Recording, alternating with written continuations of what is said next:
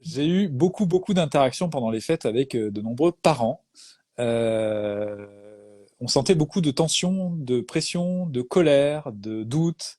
Euh, et certes, il y avait aussi des festivités, beaucoup de joie, mais je voudrais qu'on s'axe surtout sur quelques problématiques qui ont pu se présenter, notamment des personnes qui ont mal vécu les réunions de famille. Et mal vécu aussi le fait de se retrouver devant un combat, si on veut, entre différents styles éducatifs. Donc je voudrais comprendre un peu ce qui peut se passer quand on est comme ça face à des différentes générations, différentes personnes, qu'on est en famille et qu'on est donc parents et que on- qu'est-ce qui peut se passer de douloureux à ce moment-là et comment faire que ça se passe au mieux en fait. On a Hum, 3 heures, donc C'est je t'en prie. parti. Top chrono. Sortons la copie. Donc avant toute chose, moi c'est quelque chose que j'entends souvent au cabinet et même chez les personnes qui ne sont pas parents. Ça, je trouve important de le dire. C'est assez global finalement. J'entends souvent cette espèce d'injonction à être heureux pour Noël. Et cette difficulté du coup pour tous ceux pour qui l'approche des fêtes est plutôt angoissante ou réactive des choses, voilà, cette difficulté à en parler du coup parce que peur d'être jugé, et puis voilà, il y a quelque chose de tabou autour de ça, comme s'il fallait absolument être en joie à l'idée, à l'approche de Noël. Euh, alors que c'est compliqué. Puis généralement, une fois que c'est passé, tout le monde dit alors c'était bien. Et ben pour tous ceux pour qui c'était pas bien, c'est compliqué. Donc il y a une espèce de tabou sociétal autour de ça. Donc déjà, ça me semble intéressant d'ouvrir avec ça, de dire que c'est normal. Moi, chez mes patients, j'entends ça. Franchement, c'est 9 patients sur 10 qui me disent que oh là là, horrible, Noël, panique à bord, vivement que ce soit passé. Il y en a plein qui me disent j'aimerais pouvoir m'endormir tout de suite et me réveiller mi-janvier. Euh, c'est très fréquent. C'est pas 1 sur 10, hein, c'est l'inverse, c'est 9 sur 10. Donc ça me semble important de le dire. Voilà. Et je trouve qu'effectivement, une fois qu'on est parent, ça rajoute d'autres problématiques parce qu'après, il y a le style d'éducation, il y a tout un tas de choses qui peuvent venir se rajouter, en fait, à cela. Donc, globalement, ce qui ressort dans ces périodes-là, pour tous, c'est souvent, quand il y a des problématiques familiales, c'est où ça ressort en plein. Les deuils aussi, hein, quand il y a des personnes qui sont malheureusement décédées quelques années auparavant, bah voilà, il y a la difficulté aussi de ça. Enfin voilà, donc déjà il y a ça. Et souvent c'est des problématiques familiales qui ressortent, des conflits, des non-dits, des choses qui sont latentes, qui sont là, un peu dans l'air, dans l'ambiance, et qui font que tout le monde appréhende finalement, mais tout le monde se force à partager ce moment-là, alors que finalement si ça se trouve, personne n'en a vraiment envie.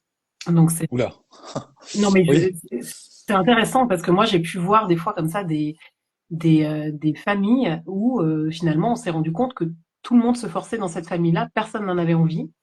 Je dis pas que c'est le cas pour tout le monde, hein. Évidemment que ça peut être super de fêter Noël et que dans plein de familles ça se passe très bien. Je remets absolument pas ça en cause évidemment, mais des fois voilà, je le fais pour faire plaisir à telle personne et l'autre personne va dire je le fais pour lui faire plaisir à elle et finalement on se rencontre en creusant, en essayant un petit peu de, de, de- d'ouvrir la parole pour tous, et ça on peut le voir des fois en thérapie familiale où finalement personne n'en a envie et tout le monde se force. Donc il s'agit là dans ces moments-là de réfléchir à comment pouvoir éventuellement faire autrement. alors justement, Mais oui, c'est important ce que tu dis, c'est que en fait, on peut culpabiliser de ressentir ce type d'émotion désagréable à l'idée de se retrouver en famille, etc. La première des choses pour traverser cette émotion, c'est ce qu'on dit depuis qu'on fait ces lives, c'est déjà d'accueillir vraiment ce qu'on ressent et se dire, bah ouais, je ressens des émotions désagréables à l'idée de me retrouver en famille, etc. Ça, c'est la première fonction adaptative de l'émotion, c'est qu'il y a quelque chose à régler, il y a quelque chose qui demande une action de notre part ou simplement de l'accueil, hein, si c'est que de l'accueil, mais en tout cas, se s'écouter là-dessus et ne pas refouler ça, parce que refouler ça, ça crée des tensions aussi. bien C'est-à-dire sûr, si j'y vais bien malgré moi pendant le repas de famille et que je vais déjà avoir peut-être de l'anxiété anticipatoire qui va faire monter la pression. Et le jour même, peut-être qu'il suffira d'une seule remarque, et là on en a une là, qui a été évoquée, ah ben ton enfant il dit pas bonjour, pour que boum, tout explose c'est en ça. fait. Donc c'est important de pouvoir se dire, bah ouais, je ressens du stress, de l'anxiété, je ressens même peut-être déjà de la colère à l'idée d'y être, Mmh. parce que c'est un premier pas vers la verbalisation et vers la régulation de ce qui peut se passer. C'est ça, Et et de se après, dire: «J'ai le droit». Le fameux j'ai le droit de, ressentir de la colère, de la tristesse, de la peur, d'aller à Noël partager ce moment-là en famille et c'est ok en fait, on a le droit. Et comme je le dis, c'est beaucoup plus fréquent qu'on veut bien le croire. Alors c'est vrai que moi je vois l'envers du décor de tout un tas de personnes, donc je sais ça. Mais ça se dit pas. Les gens le disent pas, le partagent pas entre eux. Comment ça s'est passé à Noël? Ah bah ça s'est super bien passé. Mais les gens le disent pas. Donc c'est intéressant déjà ce j'ai le droit, c'est ok, je suis pas le seul. Déjà on peut se dire ça, c'est important là, c'est pour ça aussi que je le partage. Je dis voilà, moi je l'entends tellement souvent ça, ce truc-là de j'aimerais pouvoir m'endormir pendant les fêtes et me réveiller à la rentrée. Ça je l'entends très très très régulièrement depuis 15 ans. C'est pas juste là, c'est depuis 15 ans que j'entends ça chez des personnes différentes. Donc c'est de se dire bah je suis pas le seul ou je suis pas la seule, c'est normal, c'est ça arrive, ça arrive à d'autres et j'ai le droit. Déjà ça, juste ça, de se ficher la paix à soi-même déjà. Que si déjà on en lutte soi avec soi, ça rajoute une couche et effectivement ça vient encore plus compliquer les choses. ouais. Et tu vois, il y a quelqu'un qui, donc il y a Aurélène qui nous dit, je trouve que tout n'est pas tout noir ou tout blanc. Moi, souvent, j'ai pas du tout la motivation à cause de la fatigue, mais après, je suis contente d'y avoir été. C'est ça. Bah, tout est nuance, hein, de toute façon. Oui. Ça dépend des Après, situations. tout n'est pas tout noir ou tout blanc, mais il y a des situations qui sont très problématiques et qu'on passe sous silence, c'est-à-dire qu'il peut y avoir des traumas liés à la famille, des traumas qui peuvent se réactiver lorsqu'on se retrouve en famille. Et il y a aussi, et c'est là où on a une double responsabilité, quand on est nous-mêmes parents et qu'on se retrouve face à nos propres parents, on va se retrouver avec deux schémas mis en place. Le schéma de quand on était enfant, donc on va se retrouver avec ce schéma qui va se réactiver peut-être face à nos propres parents, et ensuite on a aussi cette responsabilité d'être le parent qu'on est pour notre enfant, et le cas du bisou, qui a été symptomatique pendant cette période-là, représente bien ceci, c'est-à-dire que peut-être que pour nous, le consentement, c'est OK de pas faire un bisou parce que c'est le corps de l'enfant, mais peut-être d'opter pour quelque chose d'autre pour dire bonjour, genre un signe de la main, ou j'ai fait une vidéo sur le sujet d'ailleurs. Donc respecter ce consentement de l'enfant. Alors que pour les parents, ça peut être quelque chose qui n'est pas négociable, c'est-à-dire qu'en fait un enfant doit, c'est le principe d'obéissance, faire un bisou pour dire bonjour.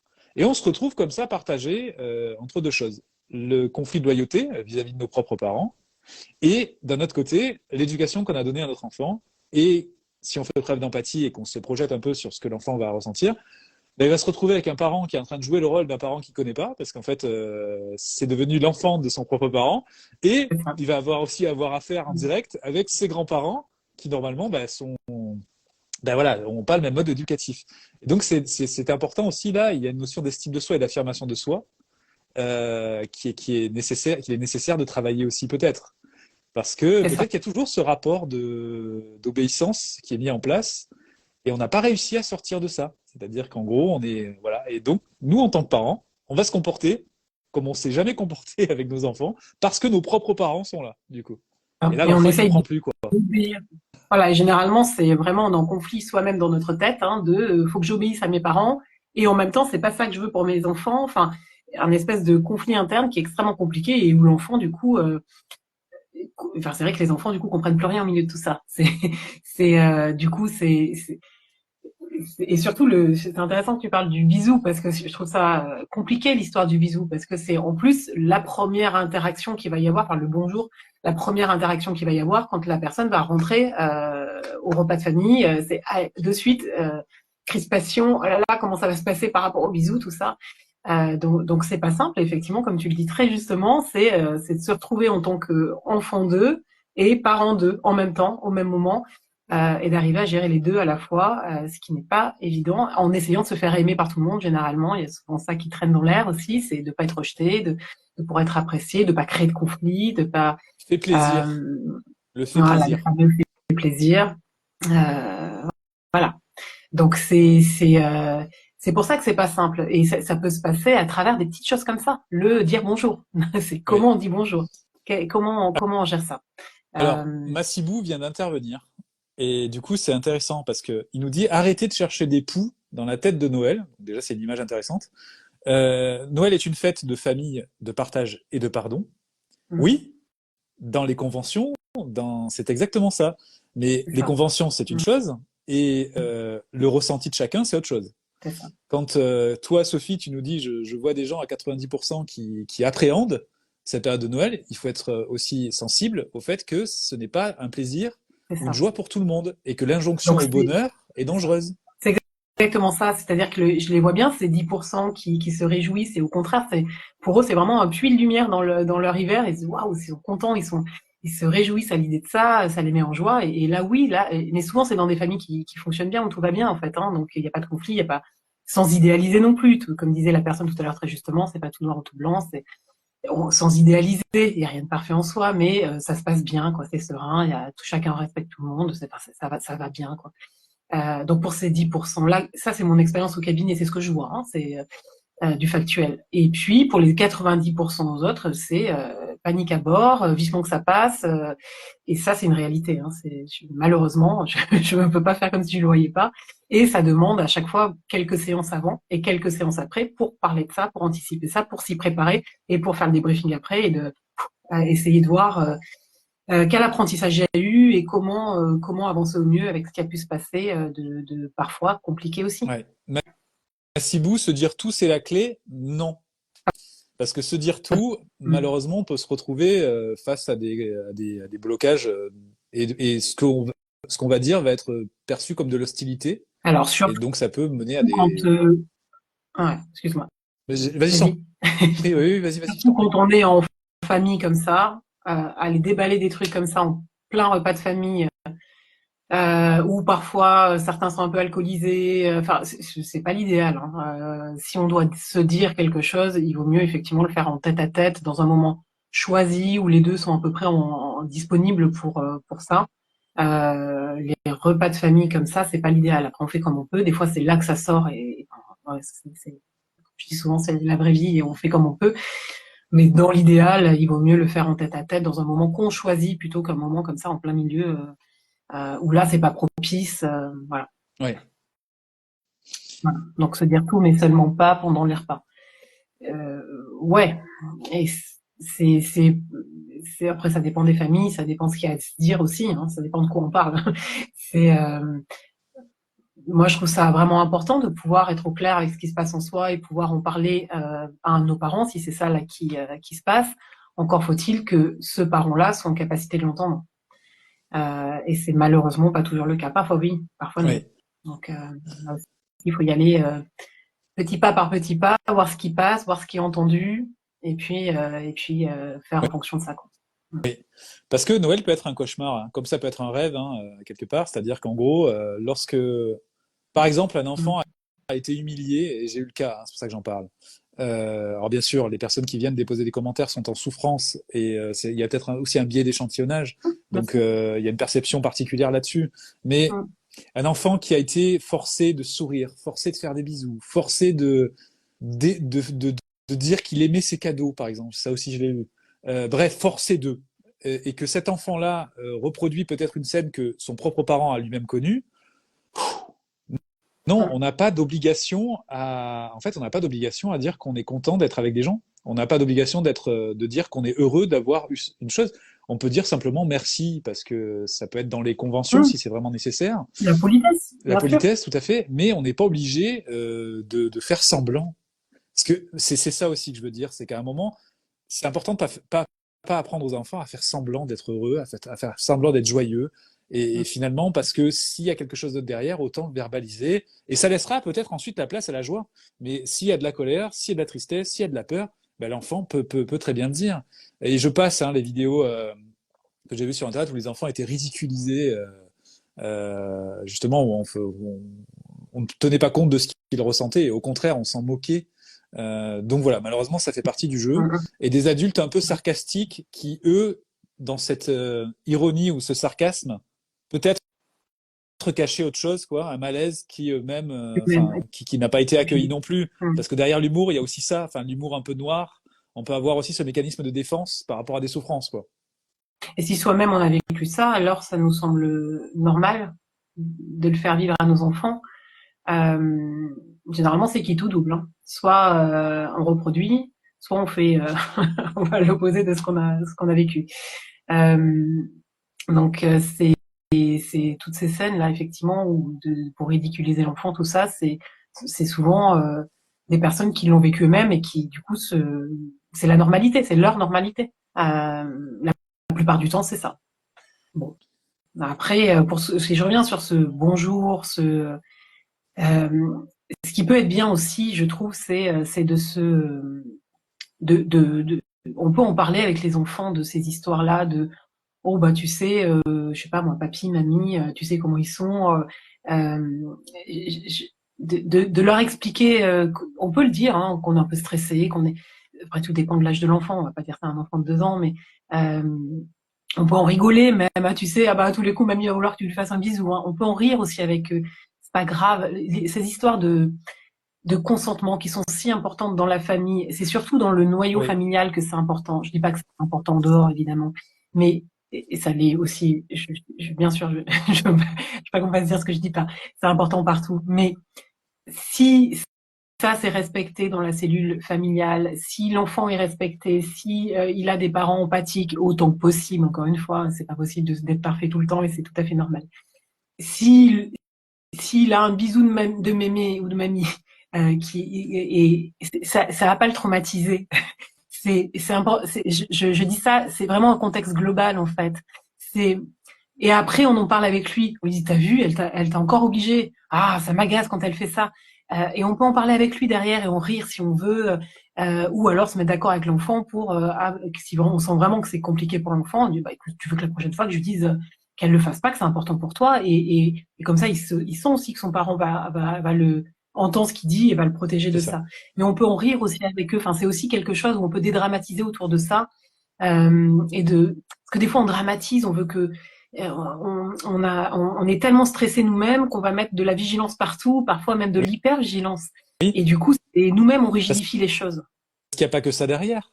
Parce qu'en fait, c'est Bien pas ça sûr, qu'on essaye de résoudre. c'est ça. En fait, on essaye de résoudre nos problématiques avec nos parents. Mm, mm, Et en mm, gros, finalement, le prétexte est là, en gros. mm. Donc, c'est pas le problème de cette situation, c'est le problème qui est entre nous et nos parents, en fait. C'est ça le truc. C'est important d'identifier ça. Et ça rejoint la vidéo que j'ai postée ce matin, Mm. justement sur l'idée, parce que la question était comment expliquer aux anciennes générations ce qu'est la bienveillance éducative ou la non-violence éducative. Mm. Et en fait, la question, bon, j'ai vu que deux aspects, mais il y en a probablement d'autres. C'est est-ce que je veux expliquer de manière alors Gianni, c'est quoi la bienveillance éducative? Enfin, ce forme de vidéo Alors, didactique. j'imagine un repas de famille alors. C'est C'est ça, parti. c'est Un ça. petit temps. Ou- Avec des slides et tout, tu sais, tu présentes le truc. Ou alors, est-ce que ça veut dire, papa, maman, maintenant que j'en sais un peu plus sur cette violence éducative, je me suis rendu compte que bah, j'en ai subi dans nos interactions. Et j'attends peut-être de votre part de la compréhension et peut-être même du pardon qui me libérera, moi aussi. Et en fait, quand on fait ça, on déconnecte le conflit. Mm, mm. Du coup, quand on arrive à identifier vraiment ce qui se passe.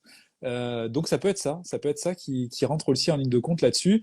Et je vais aussi donc faire l'astuce que j'ai donnée ce matin, passer par les émotions. En fait, on n'a pas à convaincre qui que ce soit de la bienveillance ou de la non-violence éducative, mais montrer. Par exemple, votre enfant qui veut pas faire le bisou, eh bien, vous allez l'expliquer. Bah, tu vois, ton petit-fils ou ta petite-fille, là, il ressent bah, du stress, de la frustration, peut-être même du dégoût. Ça peut être du dégoût, hein, parce qu'il n'a pas Mm, l'habitude qu'on le force. Donc, c'est de dégoût de valeur, hein, du style, c'est pas juste quoi que je sois obligé de faire ça. Et de la colère, donc, qui est aussi peut-être liée à l'injustice. Et leur expliquer la colère qui motive l'enfant et leur demander, tiens, d'après toi, enfin, et toi, ça t'est jamais arrivé, ça, le fait de ressentir comme ça du dégoût ou de la colère quand on t'obligeait à faire quelque chose, mm. histoire de renvoyer le miroir et petit à petit que ces grands-parents qui peut-être ont été élevés, eux, à la dure, où on leur a dit, bah, il faut serrer les poings, les garçons, ça pleure pas, les enfants, c'est fait pour être joyeux, donc on peut pas accueillir les émotions. Peut-être que tout ça, petit à petit, va se délier et qu'ils parviendront déjà et d'une à pouvoir se dire bah tiens là je ressens ça et peut-être justement par le truchement de leur interaction avec leurs petits enfants bah, parviendront mieux à comprendre ce qui se passe chez leurs petits enfants et par projection à ce qui s'est passé aussi quand ils étaient eux-mêmes parents avec leurs enfants donc devenus parents. C'est ça. Et je le vois aussi, on peut rajouter la strate eux-mêmes quand ils étaient enfants. Je le vois C'est ça. chez certains grands-parents que j'accompagne, et ils réalisent les trois en fait, les trois niveaux, et c'est hyper intéressant. Moi, ce que je conseille vraiment, c'est de dissocier. C'est exactement ça, de pouvoir dissocier ce qui appartient à ce qu'on veut apporter à notre enfant, et où là, ça froisse vraiment dans ce que le grand-parent va faire avec notre enfant, dans sa façon de faire, et ce qui appartient plutôt à la relation de l'enfant qu'on a été avec notre parent. Et ça, c'est hyper important parce que c'est pas si simple à dissocier. Et quand on sent que c'est extrêmement fort à l'intérieur de soi, la plupart du temps, ça parle pas tant de notre enfance, ça parle surtout de notre enfance. Et ça, Oui. c'est hyper important. Quand c'est très très fort à l'intérieur de soi, ça parle plus de ce qu'on a vécu en tant qu'enfant. Et dans ces cas-là, c'est pas à Noël que ça se joue. C'est beaucoup plus. Moi, ce que je conseille vraiment, c'est à un moment donné de se poser, de réfléchir à ce qui est venu nous. Pourquoi c'est si serré à l'intérieur de nous quand notre parent fait ceci ou cela avec notre enfant, de réfléchir à ça, soit ou avec un psychologue, et ensuite d'en parler à notre parent en tête-à-tête, pas forcément devant l'enfant. Ça le regarde pas. Mm. Vous voyez, C'est c'est vraiment pas ce leur, c'est pas truc-là, son problème. Ouais, c'est ouais. pas son problème à lui. Donc c'est pour ça que je conseille vraiment d'arriver autant que possible, encore une fois, de dissocier les deux, ce qui appartient à non là vraiment quand tu fais ça, quand tu fais le chantage au Père Noël par exemple, ça vraiment je suis pas d'accord avec ça, j'aimerais vraiment que tu fasses attention à ça. Voilà, ça c'est nous en tant que parents, en tant qu'adultes, où on dit à notre parent, là non, ça c'est pas l'éducation que je donne à mon enfant et là ça me dérange vraiment. Par exemple, ça ou autre chose en fonction de ce qui est important pour soi. Et puis par contre, il y a des trucs où ça nous sert à l'intérieur de nous. Là, c'est pas tant ce qui se passe avec notre enfant, où là franchement c'est pas forcément si important que ça pour notre enfant, mais ça nous touche parce que nous ça parle d'une accumulation de ce qu'on a vécu et là, il s'agit d'aller en parler avec notre parent, le grand-parent du coup, en dehors de ces moments-là, en dehors des moments où il y a notre enfant, parce que sinon Oui, tout se mélange et plus personne comprend rien, et d'y aller à un moment où on est calme autant que possible, pas les moments où on est super énervé, sinon on dit les choses pas comme on voudrait le dire et pas comme ça peut être entendu, et du coup c'est contre-productif. tout Et à fait. de pouvoir noter tout ça, réfléchir à tout ça en amont, de pouvoir une fois qu'on a calmé notre colère ou notre tristesse, de pouvoir y aller et de pouvoir expliquer ce que c'est venu nous faire. Et c'est comme ça qu'on arrivera petit à petit à faire à ce que les repas familiaux se passent mieux, Oui. euh, voilà, globalement. Et là, vous avez quelque chose de précieux sous la main, c'est votre expérience de ce qui s'est passé. C'est-à-dire qu'en Mm. fait, on peut se dire, oh, a posteriori, ça a été, ça a été, ça a été. Mais je vous invite quand même à revivre ces instants, et même avant et après, et quelles ont été les émotions qui ont été ressenties à ce moment-là. S'il y a eu de la colère, il y a eu probablement de l'injustice ressentie. Et peut-être qu'il est intéressant justement d'identifier les problèmes qui ont été révélés, réactivés à la perspective de ces fêtes. Parce que ces problèmes, ils vont être latents jusqu'à la réapparition d'une rencontre familiale. Ou peut-être qu'il y a d'autres problèmes en plus qui se sont rajoutés pendant ces fêtes-là. Peut-être aussi, et je lisais un livre sur l'art de pardonner, enfin le pardon, Mm. sur le sujet, se dire que ben peut-être que il y a moyen de pouvoir parler librement avec quelqu'un, même si on pense qu'il n'est pas forcément ouvert à ça, donc on va y aller de manière un peu CNV, communication non violente, pour essayer de résoudre les conflits qui pourraient donner lieu à des revanches et à l'envie de d'avoir une revanche sur ce qui s'est passé plutôt que de pardonner. Mm. Parce que du coup, c'est ça aussi qui peut créer de la tension.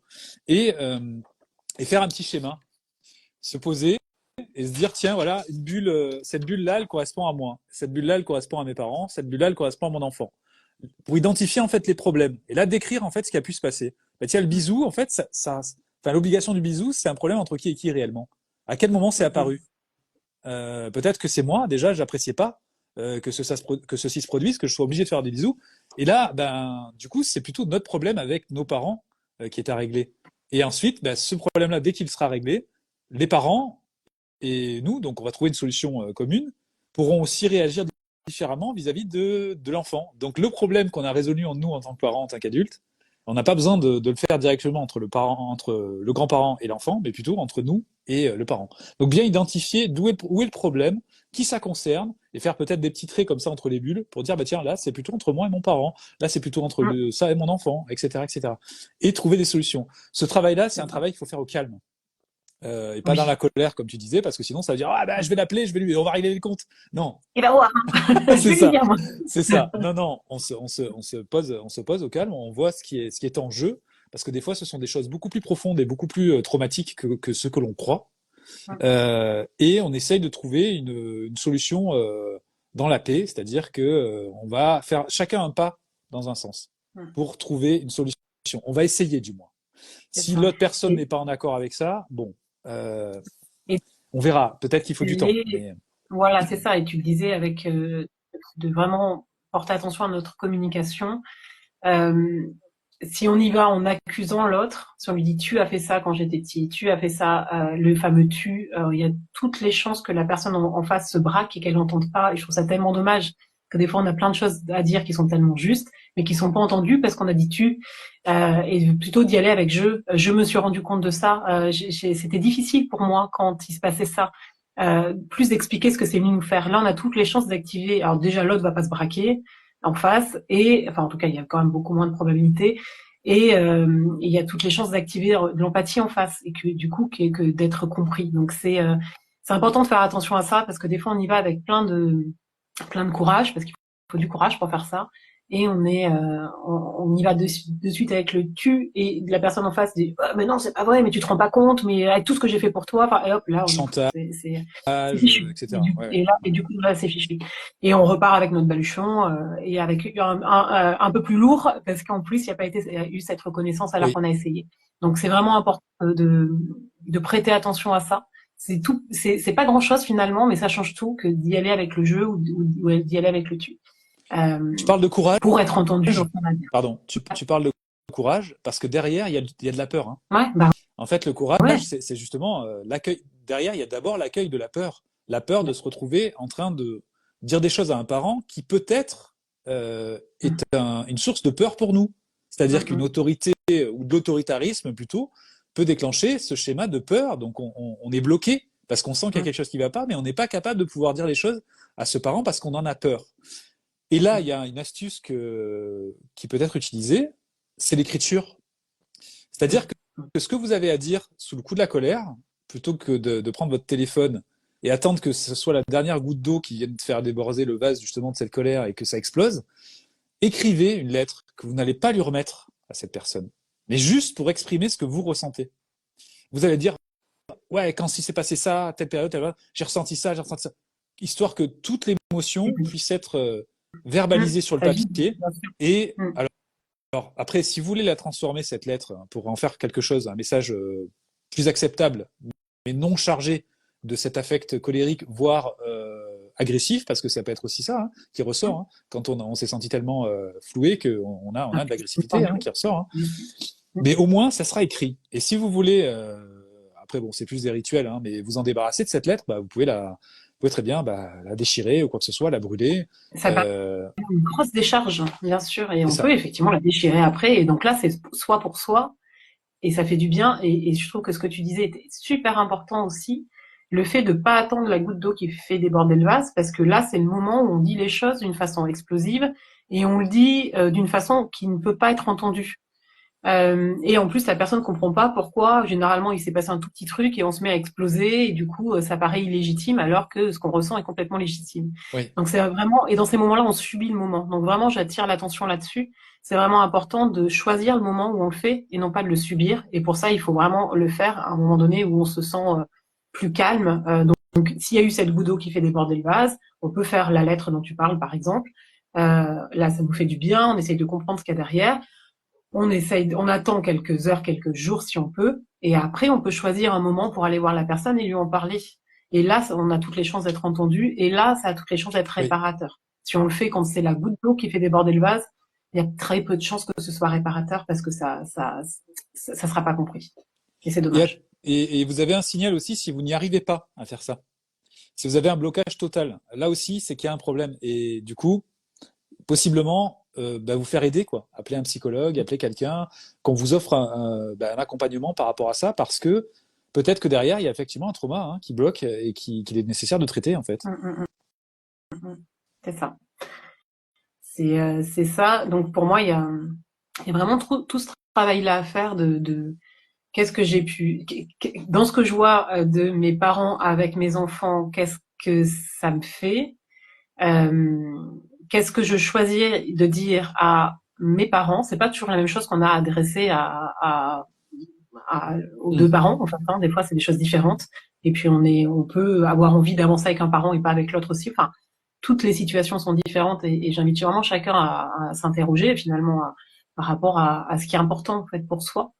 Il n'y a pas un schéma, un truc qu'il faut faire. C'est vraiment à chacun de sentir ce qui est important pour lui, d'essayer d'aller en parler autant que possible, et puis de laisser du temps aussi, parce que souvent soi-même on a fait un cheminement autour de tout ça. Ça fait plusieurs semaines, plusieurs mois, voire parfois plusieurs années qu'on réfléchit à ça ou qu'on travaille des fois en thérapie aussi.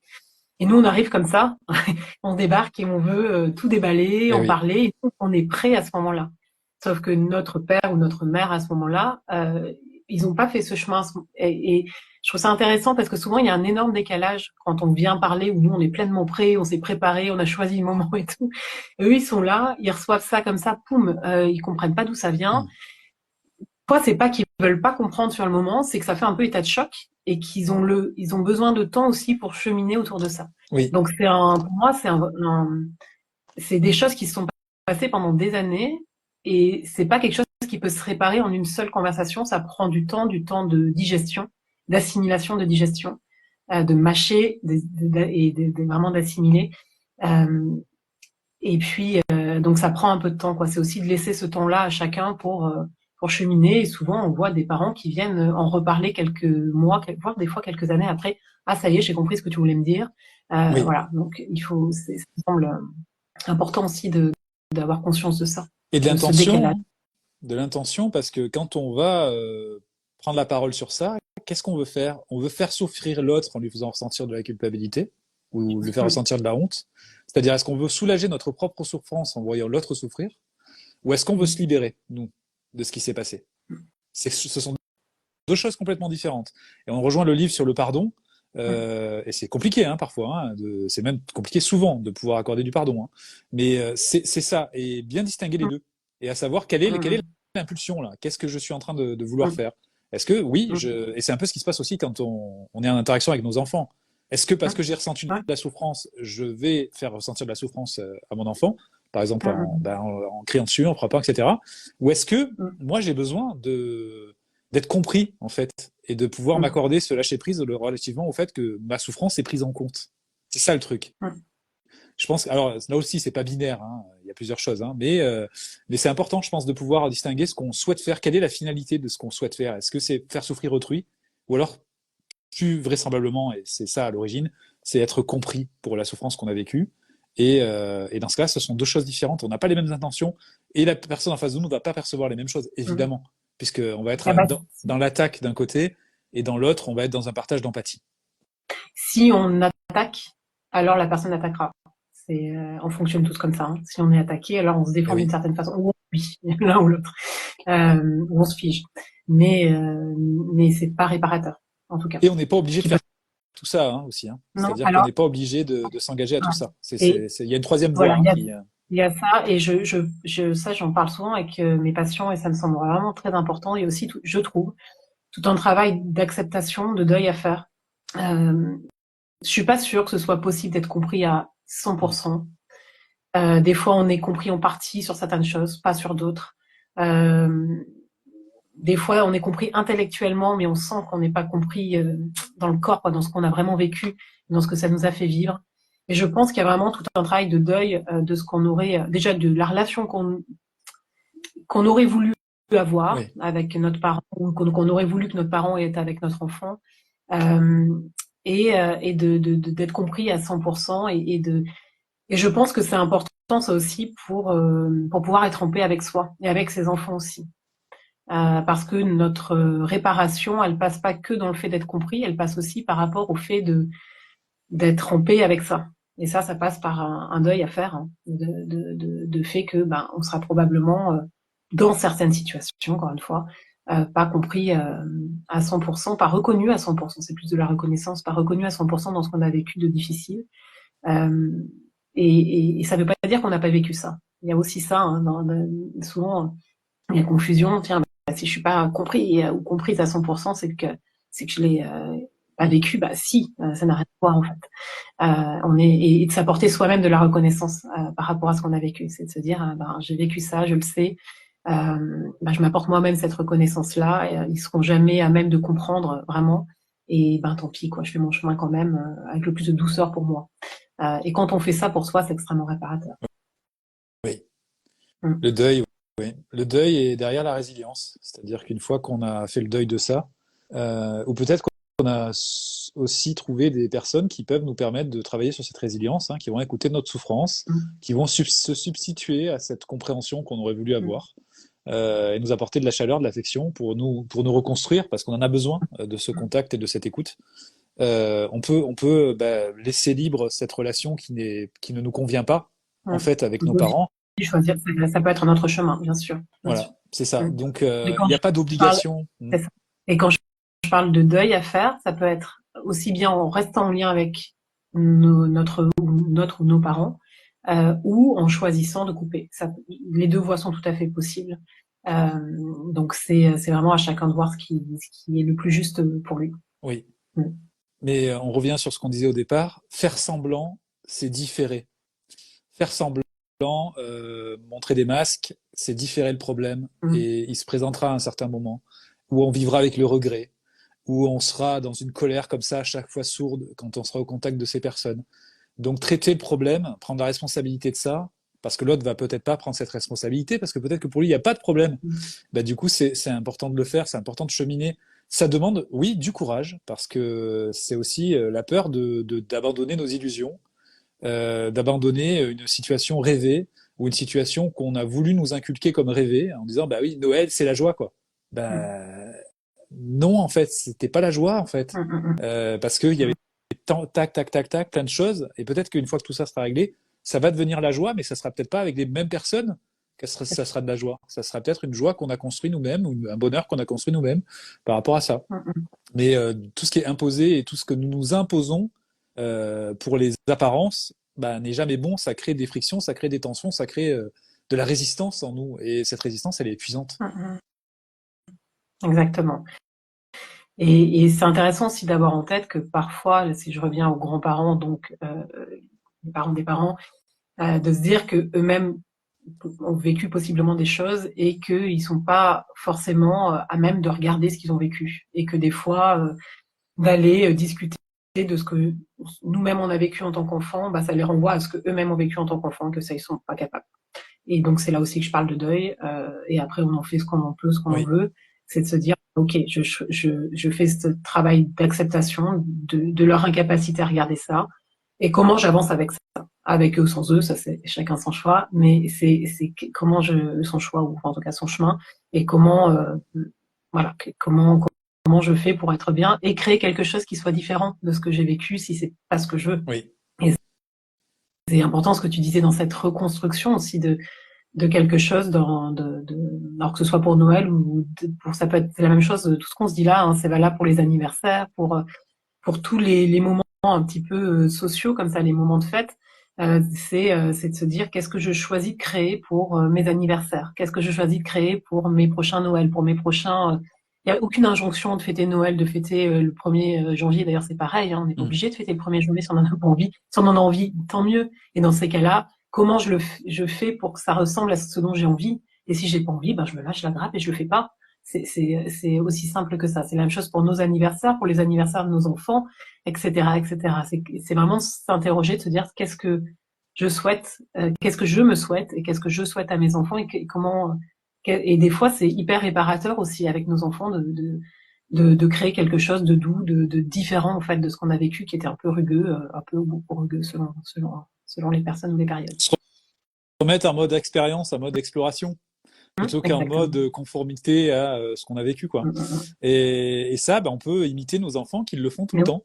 Donc, ils sont tout le oui, temps en mode exploration, expérimentation. Et nous, adultes, on est souvent enfermés dans des croyances, dans des automatismes, dans des habitudes. Et en réalité, quand on est focalisé sur ça, on perd toute cette notion de liberté. Et mm. se dire, ben, en fait, non, si je fais un pas de côté, elle est pas pareille la situation. J'ai un peu plus de liberté. Donc, je vais Mm. tester autre chose. Mm. Et peut-être que, justement, une année, ça peut être, ben, je refuse de participer à un repas de Noël. Mm. pour m'occuper justement de tout ce qui ne va pas sur ce sujet-là, et surtout pour créer dans mon cerveau une impulsion de se dire ah mais ouais, il y a quelque chose de différent qui est en train de se passer et je vais peut-être trouver des solutions différentes par rapport au problème que je ressens et que j'ai jamais conscientisé ou verbalisé. Mm. Donc le fait de prendre des décisions différentes, non conformes à ce qu'on attend de nous, selon nos attentes aussi, selon nos perceptions, bah, peut créer comme ça cette nouvelle voie de réflexion et de réalignement sur ce que nous sommes, en fait. Et c'est dur, hein, parce qu'on se dit c'est un terrain qu'on n'a jamais arpenté, il y a peut-être encore plein de broussailles, etc. On est en pleine exploration, hein. Et petit à petit, ben, on va en faire notre jardin. On va réussir à cultiver ça et faire une vie à notre façon, disons. Et peut-être même inspirer les gens de ça, ceux qui n'ont pas non plus osé le faire. Mm. Ils vont nous voir faire, ah ouais, d'accord, mais c'est complètement différent Mm. de... Ok, ben, je vais peut-être tester moi aussi, du coup, ce genre de choses. Mais tout part de l'émotion. C'est-à-dire qu'en fait, c'est pour ça que l'injonction au bonheur est dangereuse, et l'injonction à la joie aussi. Souris, souris, souris. Oui, ok, il y a la rétroaction faciale qui fonctionne, mais elle fonctionne qu'un temps, hein. Derrière, si les émotions désagréables sont là, elles sont là, hein. Mm. Et se dire, si j'ai quelque chose dans une sorte de ligne, si j'ai des émotions désagréables qui se déclenchent, il y a quelque chose à comprendre. Il y a un besoin qui n'est plus satisfait. Donc si je m'en occupe pas, ben hop, ma courbe, elle sera tout le temps en dessous de l'horizon en fait. Enfin souvent disons. Et hop, je vais peut-être ressentir un peu de joie à certains moments, et boum, ça retombera. Tant que les problématiques et les émotions désagréables ne sont pas traitées, de toute façon, comme tu le dis souvent, elles continuent, elles s'accumulent, elles grossissent, et à un Mm. moment, elles finissent par sortir. Donc vraiment, C'est ça, l'écoute il des faut émotions qu'on est les importante. entende. Hmm. Les émotions, elles ont quelque chose à nous dire. Si on ne les entend pas, au début, elles chuchotent. Et si on les entend pas, elles font de plus en plus de bruit pour se faire entendre jusqu'à ce qu'on n'ait plus le choix C'est de les ça. entendre. Et on ne sera pas un mauvais enfant ou un mauvais adulte si on parle à nos parents de ce qui nous a fait ressentir telle émotion désagréable aussi. C'est-à-dire qu'en gros, on a cette Mm. notion aussi de s'étiqueter un peu blanc ou noir en se disant, bah voilà, si je fais pas ça, je suis un mauvais enfant, parce qu'on l'a entendu, hein, peut-être souvent. Ou Mm. encore, si je fais ça, bah ça y est, je suis sage, je suis un bon enfant, je fais Non, en fait, non. Et on a plusieurs parts en nous. On a cette part qui est docile peut-être, et qui a reçu ces injonctions à l'obéissance. Et on a une autre part qui est un enfant qui a besoin d'être libre et un adulte qui a besoin d'être libre. Et en fait, ces deux-là cohabitent. Mais il y en a même plusieurs, hein, d'autres parties, mais en tout cas, on peut aider cet enfant qui est bloqué par cette injonction à l'obéissance à s'épanouir parce que justement l'autre partie qui est libre va communiquer avec et on va se retrouver à trouver des solutions pour mieux s'épanouir. Peut-être que cette idée de parler devant nos parents, c'est pas l'enfant obéissant ou quoi que ce soit qui est en nous qui va l'avoir. Non, c'est probablement pas lui, parce que lui, il est contraint.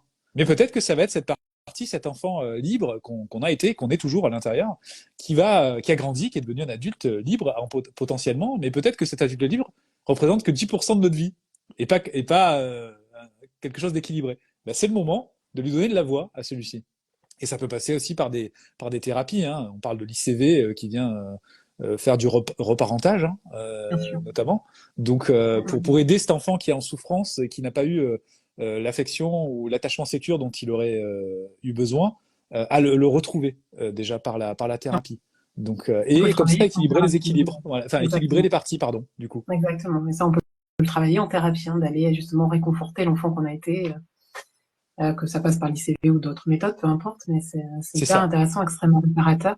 C'est intéressant aussi, je trouve, parce que des fois, on a peur que ça mette en danger la relation avec Oui, les parents, mais j'ai vu, moi, certains cas où ça a été, je, juste une parenthèse, mais pardon, ça me semble important, certains cas où d'aller dire aux parents ce qui s'est passé, d'y aller vraiment avec authenticité et avec le jeu, comme je disais tout à l'heure, et pas avec le tu as fait ça, mais vraiment enfin, tu sais, j'ai pris conscience que c'était difficile pour moi, et j'ai pris conscience de ça à travers mes enfants, souvent c'est le cas. Euh, et si on dit de cette façon-là, dans un moment où on ne sait pas la goutte d'eau qui fait déborder le vase, mais vraiment un moment choisi, ça peut parfois vraiment, au contraire, créer une relation un peu différente avec ce parent-là. Et j'ai pu voir des relations qui, au contraire, hein, ça, ça a amené tellement plus d'authenticité à la relation. Donc ça veut pas dire que d'aller parler, ça va de suite nuire à la relation. Donc c'est être en conflit ou je ne sais quoi. Au contraire, d'une part, il faut du courage pour aller le faire, et d'autre part, parfois, au contraire, ça nourrit plus la relation que oui. l'inverse. Donc ça aussi, c'est important de pouvoir le dire, quoi. Demandez l'autorisation à vos parents si vous avez le droit, enfin s'ils sont OK pour entendre vos émotions. Quand on est nous-mêmes Mm. adultes et qu'on est en face de nos parents, il est important aussi d'avoir le consentement de leur part, à savoir est-ce que je peux exprimer ce que j'ai ressenti ou ce que je ressens en ce moment. Demandez cette autorisation, histoire qu'ils puissent eux être aussi responsables de ce qui va se produire ensuite, c'est-à-dire que s'ils sont d'accord pour écouter les émotions, ils vont peut-être pas être cueillis comme ça sur le fait, ah bon d'accord, là t'as ressenti de la tristesse, mais je comprends pas. Mm. Demandez déjà, est-ce que je peux exprimer mes émotions est-ce que tu es d'accord pour écouter mes émotions plutôt? Est-ce que tu es d'accord pour écouter mes émotions là tout de suite? Et Ça peut être intéressant on entre peut adultes. ouais, et on peut y aller avec notre besoin, hein. J'ai besoin Oui, de te parler de quelque exactement. chose. Est-ce que là tu te sens d'entendre voilà, les émotions en Oui, tant qu'adulte ou ce que j'ai pu ressentir en tant qu'enfant. Enfin, ça c'est important. On peut l'amener comme ça. En parlant de notre besoin, généralement ça marche j'ai bien. besoin, ouais, j'ai ce besoin-là et quand même donc effectivement terminer par la demande en disant est-ce que c'est ok pour toi? Mm. Et il y a aussi Est-ce que c'est quelque OK pour chose, toi là ouais, ou est-ce qu'il y a un moment qui serait propice pour ça? On c'est peut ça. aussi l'amener Il comme y a ça. aussi un moyen de pouvoir reconnecter émotionnellement, de se reconnecter émotionnellement avec nos parents, ce sont les photos de famille. Je dis ça parce Mm, mm, que mm. souvent, dans les périodes de rassemblement, on a les albums qui refont surface, où on va regarder, oh, regarde comment elle était ta maman, etc., etc. Et cetera. Et peut-être que justement, l'histoire derrière la photo n'est pas du tout celle qui apparaît, quoi. Mm. Je pensais notamment aux photos du Père Noël, où on a des Mm. enfants qui, Mm. voilà, ou J'ai, qui sont mais vraiment contraints, on le voit, quoi. c'est sûr. Et pourtant, l'histoire du parent, c'est ouais, ce jour-là, tu te rends compte, tu voulais pas, c'était voilà, c'était. Mais en fait, non, c'était juste horrible, quoi. Donc, pas le dire comme Oui. ça, mais le dire. Est-ce que je peux te parler de ce qui s'est passé justement sur cette photo du Père Noël et je vais t'expliquer ce qu'on a fait cette année avec ton petit-fils justement parce que cette photo du Père Noël, ben moi j'ai ressenti de la colère, de la tristesse, de la peur même ce personnage avec la barbe etc. Euh, et en fait cette photo, on dirait qu'elle est joyeuse pour toi, mais pour moi je ressens pas de joie. Mm, mm, mm. Je ressens plutôt de la colère par rapport à ça et c'est pour ça que j'ai mis en place ceci avec ton petit-fils. Et là aussi, c'est un moyen de pouvoir réécrire l'histoire et de pouvoir offrir cette opportunité à nos parents de... c'est quoi ça? Ça fait des signes? Je sais pas. Ça semble en tout cas Ah oui, positif. d'accord. Parfait. Tu le vois aussi? Ça fait Ah des oui, je vois. signes, d'accord. Je remarque ça. Super, très bien. Des nouvelles Ok. fonctionnalités Non, au mais fur et à il manque plus que les émotions au-dessus de nos têtes et on est ok là. Hein. On a tout ce qu'il faut. Hein. mesure. On est bon. Donc, on va le refaire. Il veut pas. S'il Non. veut. J'avais le Ok, droit à deux super. coups. C'est voilà, C'est tout. on n'arrête pas l'évolution. Donc le fait de Mm, se servir de ces photos de famille pour comme support de partage émotionnel, mm, comme support de déclenchement de l'empathie chez nos parents, en disant est-ce que tu veux que je te raconte ce que je ressentais à ce moment-là. mm, Et tac, en fait, ça réécrit aussi l'histoire. mm, C'est-à-dire que le mm. parent prend conscience sans ressentir de culpabilité ou de honte, hein, simplement. D'accord, ben là, en fait, la grille de lecture, moi, je l'avais pas. Parce que C'est ça. moi, Et si on le dit, ouais, ouais. Et si on le dit, là aussi, tout dépend de comment on le dit. Si on dit, mais tu te rends pas compte, toi, tu t'en rigoles, là, mais moi, c'est pas ça que j'ai ressenti. Il y a moins de chances d'être entendu que si on dit, tu veux que je te raconte, moi, comment j'avais vécu ça? ça marche. Ah Tu veux que si, je te raconte, tu veux que je te raconte, moi, comment j'avais vécu ça? Bah, j'étais terrorisée, j'étais vraiment pas bien, en fait. Et c'était difficile pour moi de voir que les adultes rigolaient, et de pouvoir le dire comme ça, il y a beaucoup plus de chances d'être entendu. Ah bon, mais je me rendais pas compte, je suis désolée. Enfin, ça marche beaucoup mieux, quoi. Et puis, quoi qu'il en soit pour soi, c'est extrêmement libérateur souvent de pouvoir faire ça, de pouvoir dire ce qui s'était passé en oui. vrai. Généralement, ça fait beaucoup de bien. Même si on n'est pas compris, juste de le dire, des fois, c'est hyper libérateur et des fois, ça suffit, hein. Des fois. Et ça Pas toujours. soigne. Par contre, En ça suffit. fait, quand on rappelle un souvenir, on le rend modifiable. Bien C'est-à-dire sûr. Et on qu'en fait, l'assimile différemment. et ça s'est restocké dans l'hypothalamus. Tu me trompes, hein, si je. Enfin, tu me trompes. Tu me reprends si je. Heureusement qu'il n'y a pas de psychanalyste dans l'assemblée. Ils auraient parlé On de sait pas. lapsus. Tu me reprends si je me trompe. Du coup, le fait de refaire venir un souvenir à la surface, de le conscientiser, de raconter une nouvelle histoire sur ce souvenir, d'y associer de nouvelles émotions, permet ensuite de le restocker dans notre mémoire. Et du coup, on a changé complètement l'affect de ceci. C'est ce qu'on Ça fait peut permettre d'ailleurs, on en parlait effectivement tout à l'heure justement avec Elodie Malek justement sur l'hypnose qui permet aussi de faire ça, justement de reprendre et de remodifier les souvenirs. Et on peut le faire aussi de cette manière-là. Et les photos de famille, c'est précieux pour ça. Parce qu'on peut justement reprendre l'histoire qui s'est produite et aider aussi la personne qui était avec nous sur ce cliché à comprendre et elle aussi à changer un peu son affect pour un peu plus de connexion finalement entre Et tous. ça, Parce que connaître la c'est perspective des gens, c'est ça aussi l'empathie. c'est ça. Connaître ce que ressentent les gens, c'est ça aussi l'empathie. Et c'est un muscle, c'est-à-dire qu'on n'est pas forcément en état de le faire Bien sûr. et qu'on doit s'entraîner à le faire. Justement, les fameux albums, hein, des fois, c'est les mêmes albums qui sont ressortis chaque année avec les mêmes histoires qui Oui, sont racontées chaque année. Et parfois, ça fait plusieurs années qu'on subit et la oui, même histoire alors qu'on sait très bien que ça s'est passé comme ça. Et un jour d'arriver à dire ça, c'est vraiment ce pouvoir-là libérateur et effectivement, on assimile les choses différemment. Et il y a toutes les chances pour que l'année d'après, ce soit raconté différemment. Ou si c'est pas le cas, de pouvoir dire, tu te souviens ce que je t'ai dit l'année dernière? Allez, je vais vous raconter moi ce qui s'est passé ce jour-là. Et on peut le faire comme ça. Et c'est fluide et c'est ok, ça se passe, enfin, généralement ça se passe bien. Hein. Et ça permet une relecture du passé, et du coup une réécriture du passé. Ça fait un bien fou. oui. Et c'est pas gâcher le passé, hein. Au contraire, c'est y ajouter de la vérité. De l'authenticité, Ouais. bien sûr. Mm. Tout à fait. Eh ben, dis donc, on a un sujet qui est grandement intéressant là sur ces simples réunions de famille. C'est vrai que c'est assez symptomatique et ça révèle pas mal d'autres problématiques à traiter. Outre cela, j'espère quand même que ces fêtes se sont bien passées, que vous avez eu envie de dire merci pour ces Et, moments, la gratitude. et l'un n'empêche pas l'autre. On peut regarder ce qui s'est Ah bien non, passé non, pendant ces fêtes. non. C'est ou l'un Euh, ou l'autre, Sophie. Ça peut pas être les deux.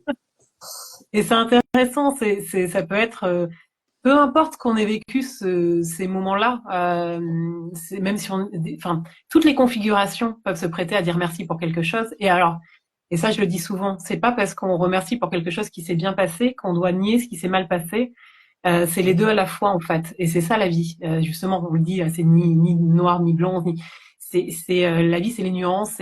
Et donc, on peut remercier pour une chose qui s'est bien passée, soit avec soi, dire bah, merci pour ça, et on peut même remercier. Par exemple, nos parents, on en parlait là, Oui, de quelque chose qui s'est bien passé, tout sans nier ce qui s'est mal passé, parce que c'est ça qui va nous permettre d'assimiler les choses et d'avancer vraiment d'année en année. Si à chaque fois on est dans le déni, on n'avancera pas beaucoup. oui, Et si on voit que le négatif, on n'avancera pas beaucoup non plus. Donc c'est de pouvoir regarder les deux, ce qui s'est mal passé, et de pouvoir se dire bah, qu'est-ce que je choisis pour moi l'année prochaine, justement par oui, rapport à ce qui s'est mal passé. Comment je choisis d'avancer cette année par rapport à ça pour être plus en paix. Ça ne veut pas dire pour refaire la même chose l'année prochaine. C'est pour être plus en paix l'année prochaine avec moi-même que ça passe par ne plus y aller autrement, y aller plus tard, plus tôt. Enfin, j'en sais rien. Après, chacun ses configurations. Et puis, je regarde aussi ce qui s'est bien passé. Et peu importe la configuration encore une fois et de se dire bah tiens bah, je peux quand même remercier pour ça n'enlève en rien le reste mais ça existe et c'est pas juste si c'est complètement bien sûr. caché. Donc c'est vraiment de regarder cet ensemble là et c'est comme ça que petit à petit on arrive à avancer au mieux, de prendre en compte finalement toutes nos émotions donc, à tout point de vue et notre cerveau voit beaucoup le négatif et quand même peu le positif. Je le dis souvent mais c'est pour la survie de notre espèce, hein. Notre cerveau va directement voir le négatif et il oublie le positif. Donc, je crois que c'est complémentaire à tout ce qu'on s'est dit là, c'est de se dire, tiens, s'il y avait une chose pendant cette période-là de fête qui s'est bien passée, où je suis content de moi, ou de ce qui s'est passé avec mes enfants, ou ça serait quoi? Et de pouvoir prendre le temps aussi de sentir ça intellectuellement, mais dans son corps aussi, de se dire, bah tiens, je le sens ici, qu'est-ce que c'était bien ce moment-là, avec mon enfant par exemple, voilà, de prendre ce temps-là et de s'auto-féliciter aussi de créer ça, surtout si on a eu un vécu difficile en tant qu'enfant, de se dire voilà, j'ai su créer ce moment-là et je peux m'en féliciter. Et ça aussi, c'est réparateur. Oui. Et on va pas lancer le débat, mais si quand même un peu. Attention au matérialisme, c'est-à-dire qu'en fait, le fait de compenser des problématiques émotionnelles ou affectives en offrant des cadeaux. Ça sera l'occasion de parler de ça. Et peut-être d'ailleurs que ça s'est produit dans notre enfance et que c'est ça aussi qui nous fait acheter le dernier iPhone quand on se sent pas bien. C'est une hypothèse. À nouveau, on sort les copies. C'est parti. Non, C'est intéressant de non, voir mais cette réflexion, bien sûr. oui, c'est De se dire, tiens, intéressant quel de. rapport j'ai à ça Et comment j'ai vécu ça en tant qu'enfant? Est-ce qu'il y a eu ça ou pas en tant qu'enfant? Qu'il y a eu beaucoup de moyens ou pas, hein? C'est Exactement. peu importe, hein. Des fois, ça est juste un bonbon à la boulangerie, mais c'est la même chose, c'est la même dynamique que d'aller acheter un vélo tout neuf, hein. Oui, C'est pas le prix du truc qui compte, c'est vraiment c'est ça. la dynamique, l'intention qu'il y a derrière. Se dire, est-ce que j'ai vécu ça en tant qu'enfant? Est-ce que j'ai tendance à faire ça avec moi-même ou pas? Et qu'est-ce qui me semble juste là-dedans? Qu'est-ce que j'ai envie de faire, moi avec moi et moi avec mes enfants Ouais, aujourd'hui? De voir ce qui exactement. nous appartient à nous et ce qui appartient à notre passé. Exactement. Est-ce qu'on veut en garder? Est-ce qu'on veut pas en garder? On en revient à l'idée de l'expérience ou l'aspect matériel. Et souvent, ce qu'on demande aux enfants, alors, t'as aimé quoi à Noël? Ah bah, ça va être, quand je me suis amusé avec le carton du truc. Avec tout ce que t'as eu, tu te rappelles que de l'expérience que t'as eu avec le Ah, carton? bah, ça sert à rien d'acheter des cadeaux, il est toujours avec les boîtes sales. Le nombre de fois où on a entendu ça, Oui, quand oui, même. c'est ça, c'est ça, c'est ça. Donc, Ouais. moralité, peut-être faisons plus simple. Et finalement, les émotions, c'est ça, la simplicité aussi, hein. C'est l'accueil des émotions, et parfois, effectivement, on n'a pas besoin de cadeaux à profusion ou quoi que ce soit, mais simplement de soigner le lien, de s'occuper de l'expérience, de partager des choses dans la simplicité. Et c'est valable toute l'année, en fait, pas qu'à Noël. Et C'est ça. on en revient à l'injonction de Noël où, ouais, on offre des cadeaux, tout le monde va être content. Ben, en fait, on a le droit de dire non. Et on a le droit aussi de se concentrer sur ce qui nous fait vraiment du bien. Et ça, on le fait toute l'année, pas uniquement à Noël. Quelle conclusion! Quelle belle On dirait conclusion. un spectacle. Voilà. Voilà un très bon premier live, une C'est très ça. belle conclusion d'un premier live C'est ça. sur les Alors, émotions de l'année. alors, bon, là, on a fait un petit débrief. J'espère que ça vous a intéressé, que ça vous a touché aussi à certains moments. Euh, Parce que c'est le principe un peu de ces lives autour des émotions. Euh, Nous continuerons donc sur cette tendance tous les lundis à parler des émotions, à vous présenter des livres. Là, on n'a pas fait, hein, enfin, je vous ai juste brièvement présenté Pardonner là, des jeux, et n'hésitez pas à nous envoyer vos demandes surtout, savoir de quoi avez-vous besoin, de quoi avez-vous envie que nous traitions pendant ces lives. Et si Que ce vous, soit les émotions des enfants, des ados ou oui, des parents. et je pensais à un truc qu'on n'a jamais fait, c'est faire un atelier en direct. On peut aussi imaginer ceci, hein, alors je sais pas, enfin ça dépend, il faudrait qu'il y ait des enfants également autour, mais pourquoi pas s'organiser quelque chose. On se dit, vous téléchargez un fichier avant le live et on fait ça ensemble, ou on fait ça en répétition de ce que vous pourrez faire ensuite avec vos enfants. Ça pourrait être intéressant de faire ceci. Ouais, ouais. C'est une idée en l'air, hein, c'est une idée comme ça qui pourrait être intéressante à mettre en place. Voilà. Donc merci beaucoup Sophie Avec grand pour cette heure de plaisir. live. Merci à toi. Merci à Merci à toutes tous. et tous d'avoir été au rendez-vous aujourd'hui. Ce live sera donc en replay également. Et je vous dis à très bientôt en vidéo ou à l'écrit sur les réseaux sociaux ou en direct. Voilà. Merci beaucoup. Bonne À journée. bientôt. Au Au revoir. revoir. Bonne journée à tous.